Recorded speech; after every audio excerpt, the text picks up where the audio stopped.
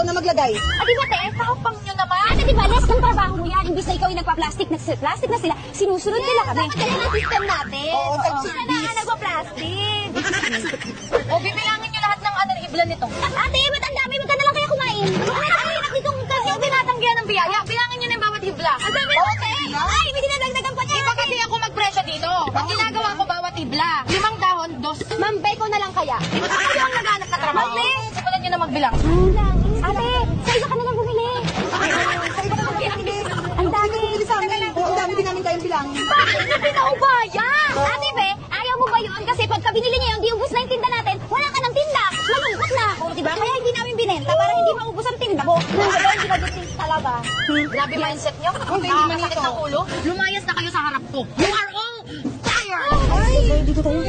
Huwag na gano'n. Ba't kayo nandyan? Sabi niyo, polis kami sa harap niyo. Dito likod nyo kami. Lahat! Harap dito, gilid, alis! Dito, sa tindahan ko, alis! Wala na kayong makukuha pa sa akin na trabaho. Ayan ang sahod niyo. Pamasahe namin. Wala kayo namumuha pa. Wala ka pamasahe, te. Wala naman tayong trabaho. Saan naabot yung 5? Sige na, umalis na kayo dito. Tatawag ako ng security system. May system para nasihit. Sa'yo na yan. Sino na babalik dito? Pakalokang sinira yung mga ano ko. Ano tayong trabaho? Layas! Sige, alis na kami, Ate Bilat. Mga feeling magaganda. Ha? Feeling magaganda daw tayo? Di marunong magtinda. Ang laki nga ng puwet, di marunong magtinda. Sinigang, nilagay, carbonara.